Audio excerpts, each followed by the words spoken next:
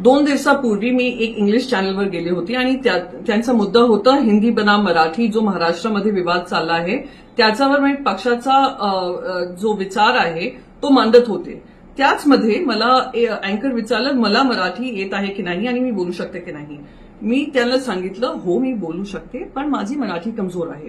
माझं असं म्हणणं होतं की मी फराटेदार मराठी बोलू शकत नाही, हे माझी फेलिंग आहे, ही माझी लँग्वेज डेफिशियन्सी आहे. आता अँकरला कळलं असेल मला माहित नाही, पण एकनाथ शिंदेचा पाठीला असं लागलं की मी मराठी बोलूच शकत नाही आणि त्याने माझी ट्रोलिंग सुरू केली.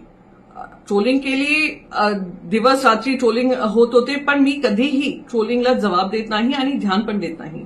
पण आता त्यांनी सगळे हद पार करून माझा ऍड्रेस, मुंबईचा ऍड्रेस, जिथे माझा परिवार राहतात, त्यांनी सोशल मीडियावर टाकलं आहे. त्यांची 2% पब्लिसिटीसाठी आणि 2% फेमसाठी त्यांनी माझा ऍड्रेस सोशल मीडियावर टाकला आहे. आता काहीतरी असुरक्षित वातावरण तिथे निर्माण झालं तर त्याची जबाबदारी त्या महिला प्रवक्ता, एकनाथ शिंदेची महिला प्रवक्ताची होणार.